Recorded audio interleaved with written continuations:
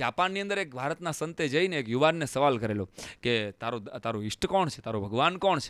આટલું કીધું ને એટલે ઓલાએ કીધું કે હું બુદ્ધને માનું છું. આપણે ખબર જ હોય કે બુદ્ધ જાપાનની અંદર બૌદ્ધિઝમ બહુ પ્રચલિત છે. હું બુદ્ધ મારો ભગવાન છે, બુદ્ધ મારો ઈશ્વર છે, બુદ્ધ મારો ઈષ્ટ છે. આટલું કીધું એટલે આ સંતે બીજો સવાલ કર્યો બહુ સમજી વિચારીને કે ધાર કે તારા દેશ ઉપર બુદ્ધ આક્રમણ કરે તો બુદ્ધ જો તારા દેશ ઉપર ચડાઈ કરે તો તું શું કર, તારો ઈષ્ટ તારા દેશ ઉપર ચડાઈ કરે તો તું શું કર. એક પણ સેકન્ડનો વિચાર કર્યા વગર મિત્રો આ યુવાને સીધો જવાબ આપ્યો છે કે તો હું એની સાથે હિંમતભેર યુદ્ધ કરું અને સમય મળે તેનું માથું ઉતારી લઉં. વાતનો પ્રાણ ઈ છે કે તમારા રાષ્ટ્ર કરતા મોટો ધર્મ આ દુનિયામાં બીજો કોઈ ન હોઈ શકે. તમે જેને માનો છો, હિન્દુ હોય, મુસ્લિમ હોય, બ્રાહ્મણ હોય, ક્ષત્રિય હોય, વૈશ્ય હોય, તમારા તમામ ઈષ્ટદેવને વંદન, પણ તમારા ભારતથી, તમારા ગુજરાતથી મોટું કોઈ બીજું ન હોઈ શકે. આ વાતની જે ઘડીથી અમલ થશે ને, મારી આ વાતનો જે ઘડીથી અમલ થશે કે મને આ ધરતીએ જન્મ આપ્યો છે, આ ધરતીને મારે વફાદાર રહેવું જોઈએ, આવો વિચાર દરેક કોમને, દરેક સમાજને અને દરેક રાજ્યના લોકોને જ્યારે આવશે ને મિત્રો, ત્યારે યાદ રાખજો એ પછી આ દેશમાં એક પણ બોમ્બ ધડાકો નહીં થાય અને બીજા જ દિવસે ભારત મહાસત્તા તરીકે પ્રસ્થાપિત થશે. એટલી તાકાત છે ભલા માણસો આપણા દેશના. શું નથી આપણી પાસે? અબજો રૂપિયાનું સોનું છે. ખાલી ગુજરાતની દીકરીઓનું હોનું લ્યો ને એટલે 5 દેશ વેચાતા લઈ શકીએ એટલી તાકાત આપણી પાસે. પણ દેશ આપણો છે એવું આપણને લાગતું જ. આપણને એમ થાય કે આપણું ઘર ને આપણું ગામ, કે આ દેશ રાજ્ય આપણું છે, આ હિન્દુસ્તાન આપણો છે, એ આપણને બાળપણથી કાં તો શીખવાડવામાં નથી આવ્યું, કાંક પાયામાં ભૂલ રહી ગઈ. આપણને આપણો દેશ લાગતો જ નથી ભલે ગમે એ રીતે હોય. અમે લંડન ગયા ને ત્યારે 100 ફૂટ નીચે મેટ્રો ટ્રેન હતી. એક સૂટ બૂટ પહેરેલો વડીલ બેઠો આમ સીટ હાંધતો હતો. ત્યાં બનેલો દાખલો કહો તો ભાઈ મને એમ થયું, મેં કીધું આ ભાઈ મજૂર જેવો તો લાગતો નથી, આ સીઠું કામ હાંધે છે. એટલે મેં એને જઈને પૂછ્યું, મેં gentleman what are you doing? ત્યારે એને કીધું કે મારા રાષ્ટ્રની સંપત્તિને કોઈ નુકસાન કર્યું છે ને, મારી પાસે 10 મિનિટનો સમય છે તો હું સમયનો સદુપયોગ કરું.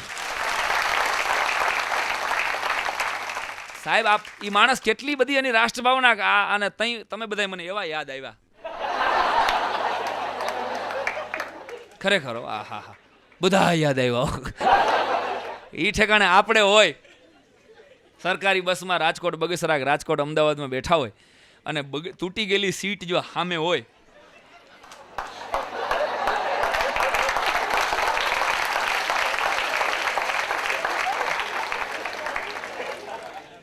આખો લોંદો કાઢ લઈ બોલો. કાં તો છોકરા હાટું પાણી પોતા કરવા થશે. સરકાર શબ્દ આપણે એમ થયું સરકારી હોય ને એમાં સરકારી હોસ્પિટલ ગમે ત્યાં થૂકાય, સરકારી નિશાળ ગમે હાલે. દોસ્ત સરકાર કોણ?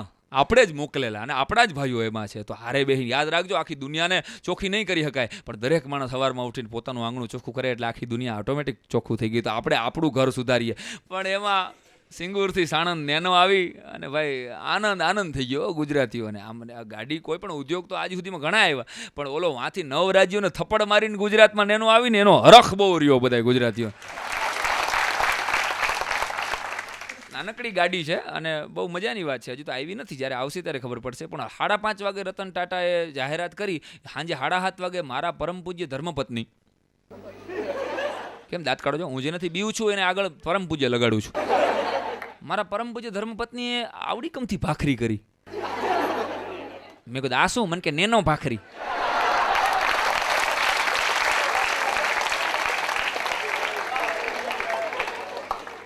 બોલો લ્યો, હવે આ અહીંયાથી શરૂ કરી દીધું ઘર. મને કે હવે બધું ગુજરાતમાં નેનો સ્ટાઇલ ફેમસ થશે, ગેરંટી કહું છું. જોજો ટૂંક સમયમાં લગ્નમાં કંકોત્રી આવશે કે નેનો સ્ટાઇલનો જમણવાર રાખેલ છે.